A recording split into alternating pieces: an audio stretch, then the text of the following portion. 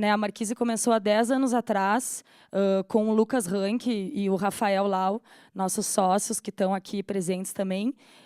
Nessa lógica, assim, Lucas tinha uma banda, que era Identidade, veio de Lagoa Vermelha, que é no interior do Rio Grande do Sul, com um contrato com uma gravadora que se chamava Stop Records, que lançou o primeiro disco da banda. E lá pelas tantas, assim como vários empreendimentos nesse estilo, a gravadora fechou, né? E então a banda se viu em Porto Alegre com os discos na mão, né? E com essa lacuna, né, do mercado da música, de como ir fazer e empreender o seu trabalho. Então o Lucas começou a vender os shows da banda e depois por uma parceria aí com o Yuri, a gente participou do Festival Bananada, né, há muito tempo atrás, 2006, não sei, 2000, né?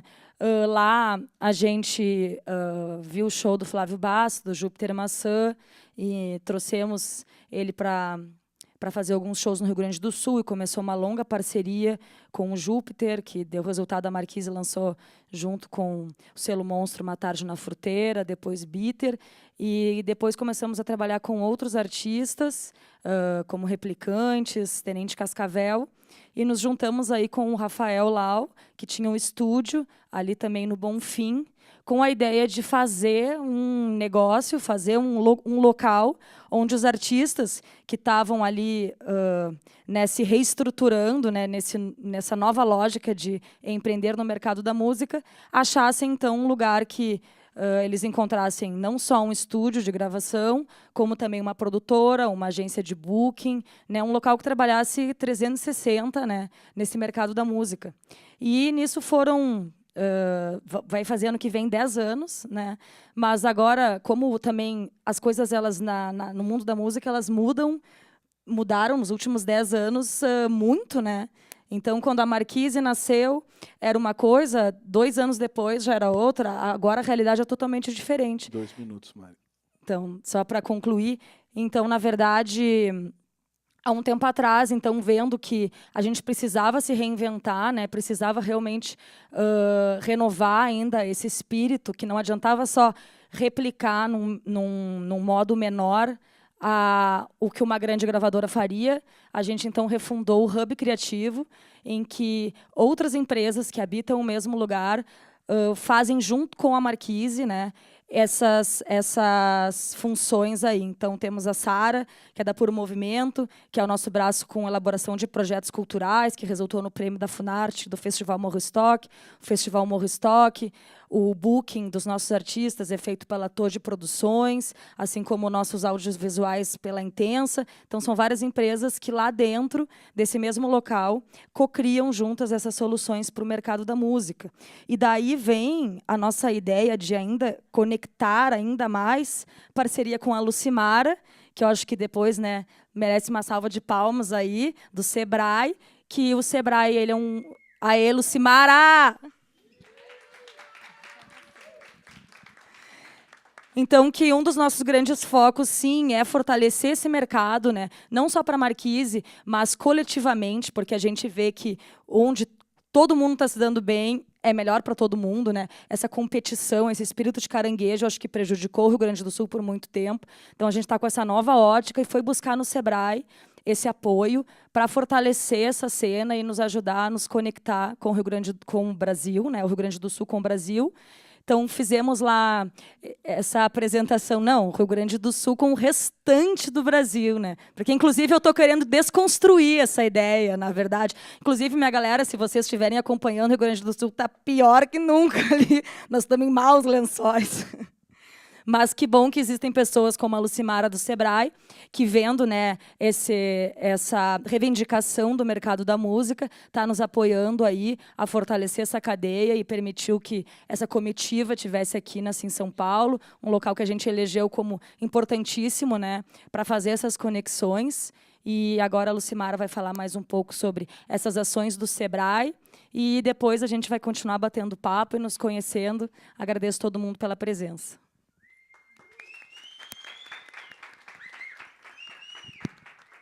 Olá, prazer imenso estar aqui. Quero dizer para todos aqui que Os aplausos são para vocês, né? Que sem vocês, sem os músicos lá do estado, nós talvez nem estivéssemos aqui, né? Não teria por que estar aqui. Então, vocês são a razão, efetivamente, da gente estar aqui, de ter acreditado, né, no nosso esforço. Porque, na verdade, é o segundo ano que nós estamos trabalhando com economia criativa dentro do SEBRAE, Rio Grande do Sul. É tudo muito novo para nós estamos aprendendo, e nesse aprender vem junto muitos erros, né? Mas vocês estão lá nos suportando e nos ajudando a aprender para poder ajudar. Durante o dia, a gente conversou com algumas pessoas e, na nossa fala, e a gente tem trocado muito isso, que todos têm uma responsabilidade de fazer esse movimento criativo se fortalecer e crescer. Na verdade, a economia criativa sempre houve, né? Só tinha outros nomes. E há alguns anos atrás a gente começou a ouvir, e foi iniciou fora do Brasil, e depois a gente, através da internet, a gente começou a conhecer e buscar o que era isso e tal. E a gente hoje fica sabendo rápido de tudo, né, através da internet. Então, a partir daí, a gente começou a se preocupar. Poxa, existe no Brasil, tem uma participação relevante já no PIB. Isso a gente não pode simplesmente fazer vistas grossas, né? Nós vamos ter que ver como que a gente vai poder apoiar e fortalecer esse novo setor. Porque inclusive, se acha que a economia criativa ela é a saída para essa crise do setor tradicional, né? Com certeza, voltei. Com certeza, precisa se trabalhar para que isso se torne mais forte. Então, como eu estava falando, o SEBRAE iniciou o projeto, um projeto de 2 anos, tentando entender o que era a economia criativa, trazendo algumas soluções, algumas orientações na área de gestão, mas algumas coisas assim um pouco soltas, né? Hoje a gente já tem, dentro da instituição, um entendimento melhor sobre como poder desenvolver. E uma coisa que o SEBRAE, assim, a nível nacional, propôs foi a gente trabalhar através de redes criativas. Tá? Que é exatamente o que vocês já estão ensaiando lá, né? E já estão formando. Não existe outro modelo mais apropriado para se fortalecer, para crescer. Redes criativas dentro dos estabelecimentos, dentro do Estado, com o restante do país, né? É assim que vai se fortalecer. Então, a gente vai também, dentro dos próximos projetos, do próximo projeto que a gente vai trabalhar, 2017 e 2018, também fazer essa proposta. Tá? Aqui está escrito, como tendência da evolução surgem as redes criativas, que reúnem um conjunto de negócios baseados no capital intelectual, cultural e na criatividade. Aí sim, vai ser a economia criativa se desenvolvendo efetivamente, né? E os negócios baseados no capital intelectual, cultural e criatividade possuem o papel indutor da inovação e agregação de valor na economia. Então, por isso que vai ser a saída, porque não vão trabalhar somente para a economia criativa, para a economia tradicional também.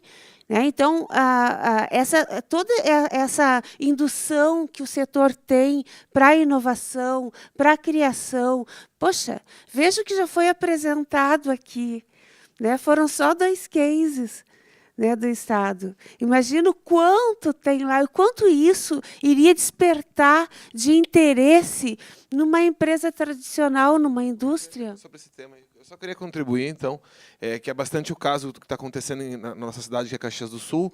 É uma cidade, para os que não conhecem, uma cidade industrial que está atravessando uma crise muito maior que o Rio Grande do Sul, por fim do financiamento do BNDES para carretas e ônibus, que é o principal produto da cidade, né? E aí eles estão se dando conta hoje que a cidade não investiu em criatividade. um exemplo claro. Tem uma empresa lá que fabrica essa luminária aqui de emergência. Hoje, o cara que vende o componente para ele fabricar essa luminária, vende a luminária pronta no cliente dele. E ele não criou tecnologia, não teve pesquisa científica para criar tecnologia, e não teve o designer para criar um modelo, e não teve o marketing para criar uma marca forte. O que sobra para ele? Concorrer, nada. Então, se a gente não tem incentivo à criatividade, quer dizer, daqui 10 anos a gente não vai ter designer. Se a gente não tiver incentivo à criatividade, daqui 10 anos a gente não vai ter líder, não vai ter gente que tenha a faísca da ação, e não vai ter, né, não sobrou nada. Então, estamos ferrados em Caxias do Sul. Imagina.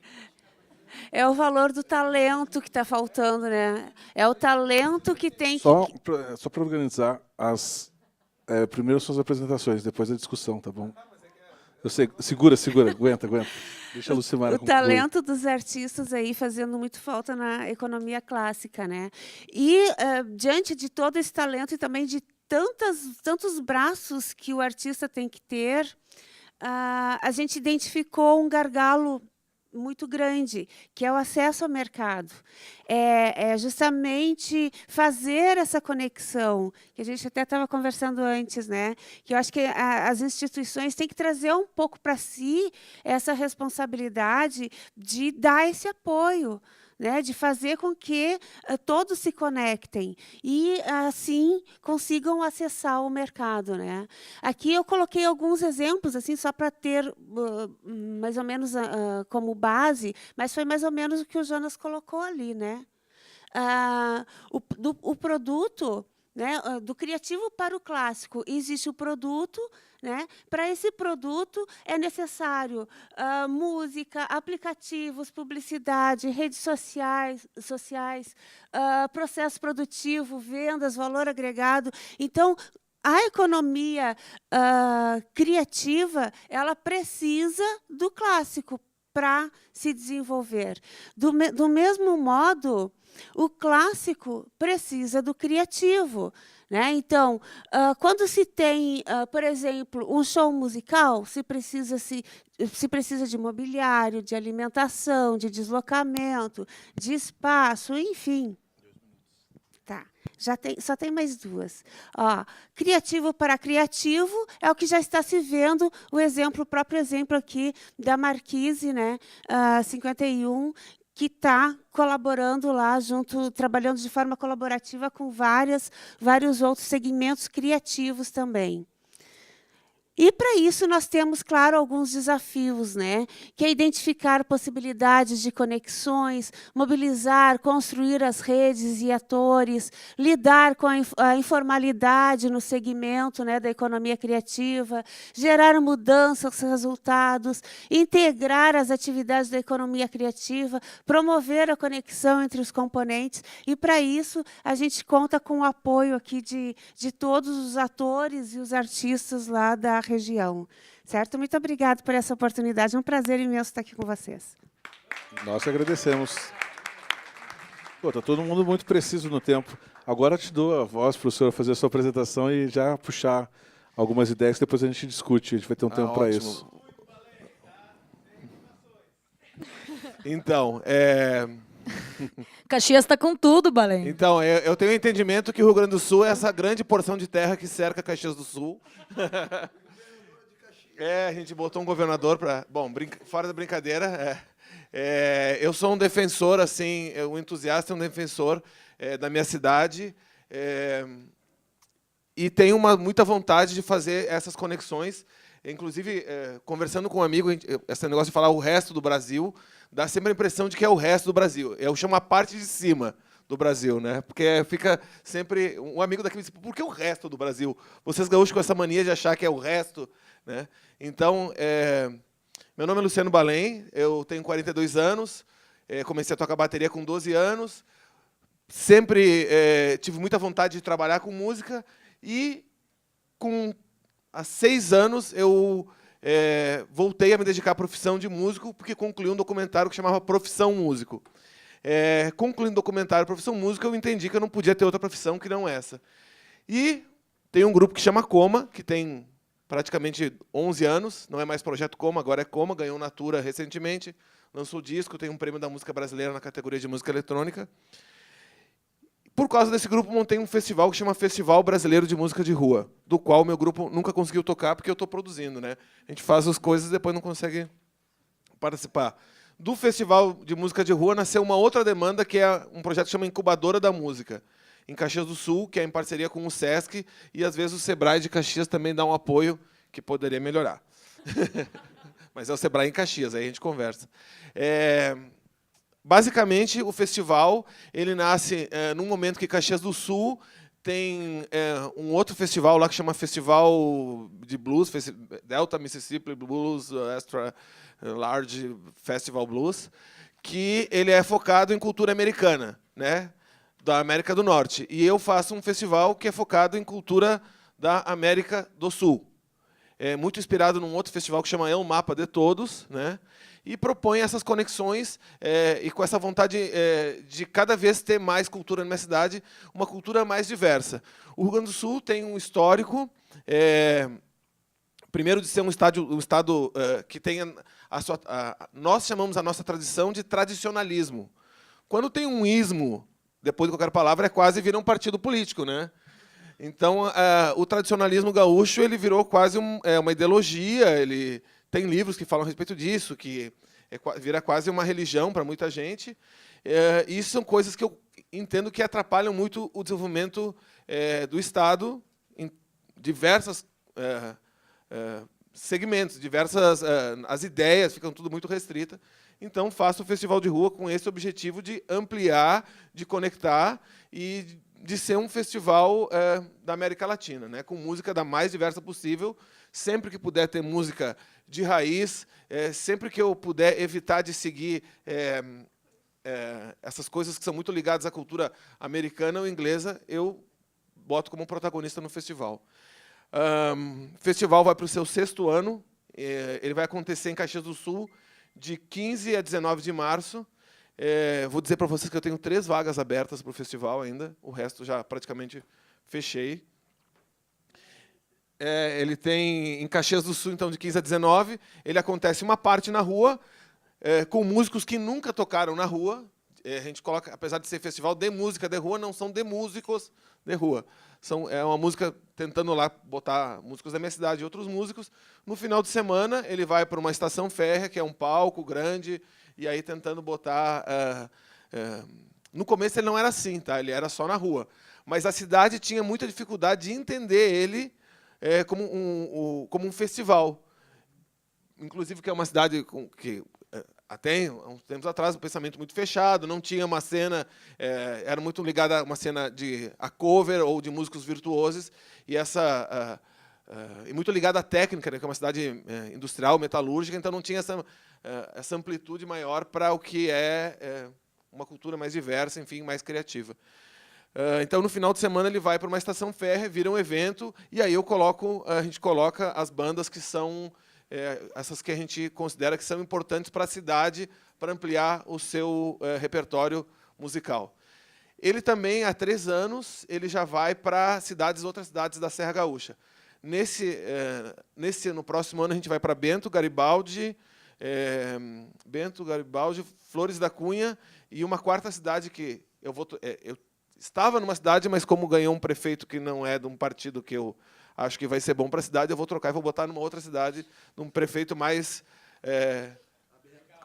mais interessante e com um pensamento mais sintonizado com as nossas pautas.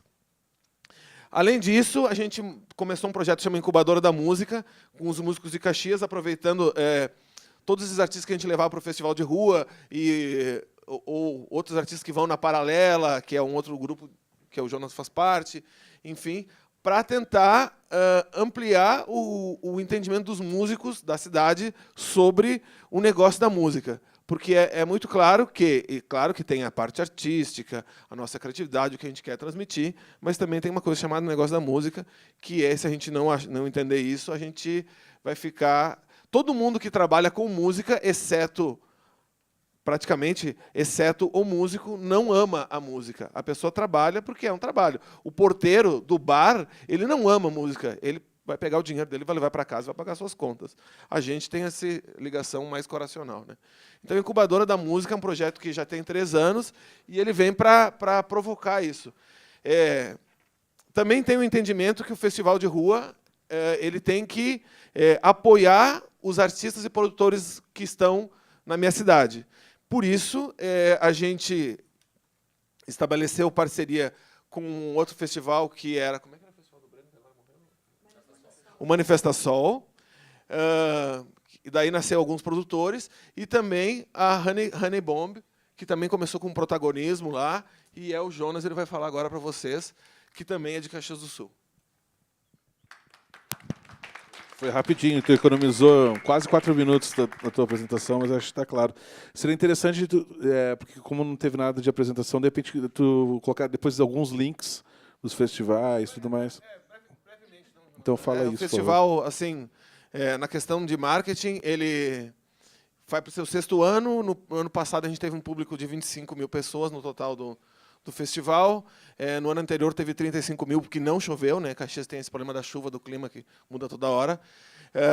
No próximo ano a gente não está tão preocupado com esses números, porque a dona Dilma depositou um dinheiro da Funarte 2 dias antes de sair, então sou muito agradecido à nossa presidenta. Né? Não precisa dizer nada, mas é importante lembrar que ela foi uma defensora que esse edital nasceu na mão dela. A gente também tem um edital do governo do estado que ganhou agora para fazer o festival na Serra Gaúcha, e também a cidade de Caxias do Sul é uma cidade que tem fundo de cultura e lei de incentivo à cultura. Isso fazem 18 anos que tem isso, e por isso que a cidade está bastante pulsante, né? Mas precisou 18 anos para a gente conseguir ter aí Cusco Baio, o Coma, a Iangos, a Catavento e 5 ou 6 grupos que estão circulando finalmente pela América Latina, pelo Brasil e até fora. O link, Festival Brasileiro de Música de Rua.com, está tudo lá. No Google, vocês procuram, está tudo lá. Do Coma também, é Coma com 2 Cs, está tudo no Facebook e Google. Enfim, Honey Bomb.